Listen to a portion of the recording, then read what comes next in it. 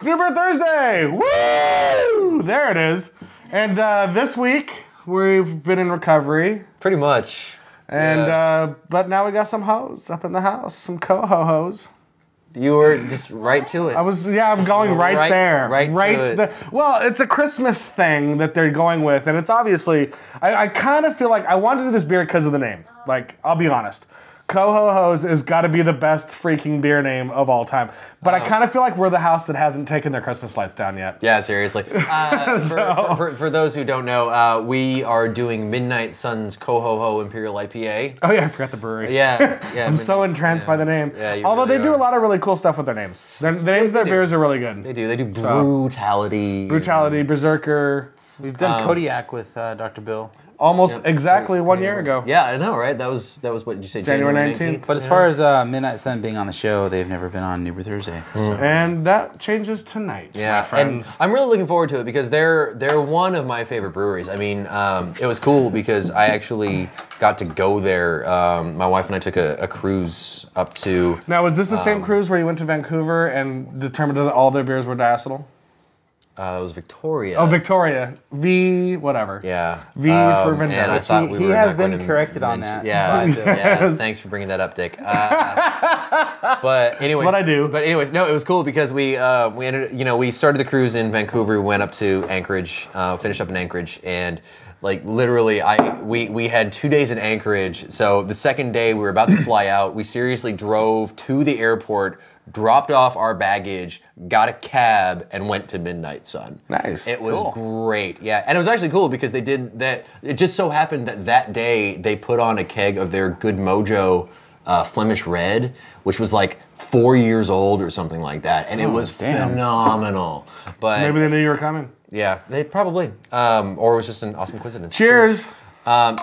So, anyways, yeah, that put a very warm place for Midnight Sun. What exactly is this beer? It's a super malty Imperial IPA. What does it say? Generous 2-row. This looks like a red IPA or a red. Well, it's an Imperial. Imperial IPAs. You the specialty malts, and then they're also using. No, wait. Okay. This is pretty dark. It's definitely it's still within the SRM. It's still within the SRM. It rides it's right on the border. Line. Yeah, it's right on the border. It really rides that line, if not a little But bit. I learned that myself because I was like, no, this is way too dark, and then I got schooled on that, and I was like, okay. The SRM for the Imperial IPAs goes a lot darker than you'd think. An illegal SRM. Illegal SRM. Sir, you've been pulled over because your SRM is too high. There you go. That's better. Nice. This is more of a Christmas ale meets an IPA. I would say something like AleSmith. Yeah, but they go a little bit more Christmassy. AleSmith actually calls theirs a red though, right? That's an Imperial Red. They call it Imperial Red. But this is cool because they actually use juniper berries in this too. Which is funny. Why are we arguing about the color? It's just one of those things fun. that It's something. Well, I expect it to be yellow. Yeah, and it's like red. Brown. Yeah. Now I feel like we're having a conversation with your doctor. Oh God. Matt got it. Jeez, man. That could have Doc, I expect it to be yellow, but it's like this red. It's so awkward. Welcome to 2013. Yeah, exactly. But we got a new picture. Yeah. But anyways, what is this? This is Cascade, Centennial, and Simcoe. Simcoe, yeah. Yeah, which is nice. You got the nice citrus blend with the juniper berries, and then you get the nice little wash of the honey at the back end. It's got honey and brown sugar in it too. There's a lot going on in this beer. It kind of hits you on the back end of your palate. It's super dry, from what I can tell. Yeah, not a lot of residual color. Stickiness or anything like that going on. I would definitely, like flavor profile wise, 100% agree. Imperial IPA with a bit of like added sweetness to it. Yeah, and it's got a little bit of that juniper, like kind of piney or junipery. I guess it's juniper, it's not pine, but you get what I'm saying. Right. And so it's nice because I mean these are pretty citrusy hops that they're using. I mean, Cascade is very like grapefruity. Simcoe very like grapefruit, cat pea. But it also can have some pininess to it. Centennial is very citrus, and so throwing in that juniper. Well, I feel like the Cascade does a good job of like knocking down the malt sweetness, and then that allows the Centennial and the Simcoe. Shush. That allows the Centennial and the Simcoe to kind of come in and bring in a little bit more of that citrus flavor to it, dry it out a little bit. Whereas the honey and the juniper are just these other flavors that blend in and out of it as you're drinking the beer. It's like I get a nice little wash of both, but it all blends together in a nice way. Like none of it works against each other. There's no real negatives going on with the flavor profile. It's very cohesive. Right, because I always get a little bit nervous. Is it CoHoHo-hesive? It's CoHoHo. Nice. Well done. Well done. All right. It's not often that Matt does something like that. So. Damn, that was good. That was really good. It was CoHoHo-hesive. Oh, that was off the cuff. No, but I mean, I get a little nervous when I see beers like this where it's like, we put this in there, and then we did this, and then we threw this in there. Yeah, I agree. And then Gene Wilder came by, so we tossed him in there too. And it's like, what? What? Willy Wonka reference? Yeah, sounds great. But Gene Wilder was never boiled into the candy, which is kind of what you were saying, which is gross. No, I wasn't saying that at all. Gene Wilder gets thrown in there. You know, I just gave you props for yours, and I bet the audience is laughing their ass off right now. And they're going, Matt, you're an idiot. No, they're going, talk about the beer more. That's probably true. Well, the YouTube audience, anyway. Yeah, seriously. They're writing comments right now. Like, You know, after no, their comments they're writing right now is, where's Dr. Bill? Question mark. Heart. Soon, my friends. Yes, it'll happen soon. I think they're actually going to form like an Occupy New Brew Thursday to get Bill back on the show. Yeah. That would be cool. There's going to be a whole group of people that's camped out on this table right here. And they're just going to sit there and they're not going to let us I think we could fit maybe 3? 2 dudes. 4, maybe? Well, if we get 3 dudes on this table, then that's a party. Okay. As dry as I said this beer was before, You're taking that back? A little premature, yeah. I mean, it's not like overly dry and it's not overly sweet. It's not like barley wine very sticky. well balanced. Yeah. And for as dark as it is, I mean, the malt profile comes through pretty well. That honey is kind of residual, I think. Yeah, I agree. But it is pretty damn bitter. For what it is, I don't get there's a lot of the citrus. A couple of things that we need to consider too, though, is hops. that this beer is a holiday beer, so we're looking at what, a month and a half on age for this. True. Yeah. So we're gonna have lost some of the hoppiness at the same time, but it's still good. Right, it's fantastic. It's held up very well. It holds up very well. But I can see this kind of going into the range of like, okay, now I'm gonna start being a barley wine. Yeah, getting into that like imperial. Like it's sitting down with its parents, and it's like, Mom, Dad, I'm a barley wine. Yeah, well, and I mean, we've talked about this before. Come out of the closet. Come out of the closet, CoHoHo. We believe in you. Well, CoHoMo. It's all over the place. Thank you. But anyways, no. That was offensive and wrong. Yes, it was. Kidding. You're a homosexual. Come on.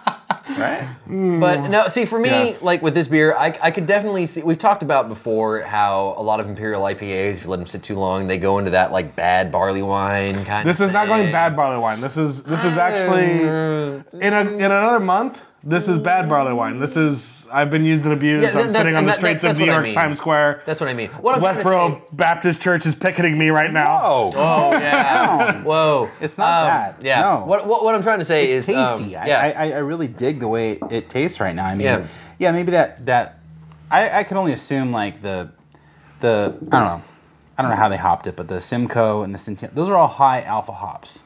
And I don't know if they use those for bittering necessarily, but you can use those for late hop additions too. I would imagine those are most like late hops aroma. You think they dry hop, bittered it with Cascade? No, they probably. I would imagine that they bittered it with something else, like a Magnum or a.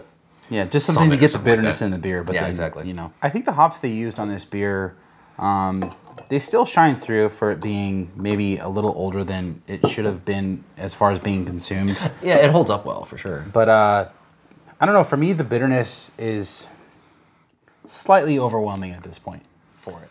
Yeah, I don't know.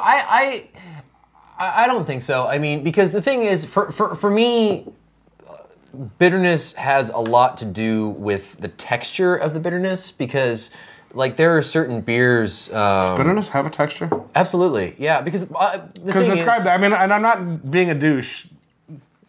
Shocking. Right now. I know. Right now, I'm not. I'm actually questioning you on that, because I mean, like, That's a unique word. I would not have used texture to describe bitterness. Let him finish. Yeah, well, I mean, think of it this way. I mean, you know, if you have different kinds of wine, the tannins themselves. I'm going into wine on beer shows. This is kind of weird. But the actual tannins themselves are a different shape, and so they have a different feeling on your tongue. The thing about hops is that the bitterness that you get off of hops isn't just from alpha acid. I mean, if it was pure alpha acid, then it would be kind of a flat sort of bitterness. Right. But I mean, you know how we always call like Chinook the throat rape? Yeah. Hop. The reason for that isn't because it has a whole lot of extra alpha acid. It's because you get tannin from hops too, and the tannins have a certain texture to them that gives it that kind of roughness, Burning feeling. Okay. Yeah, exactly. And so, like, I can see that. Like, if you know, you'll hear about certain hops. Yeah, because like you go when you get into a danky, you get like a sticky texture, for lack of a better word,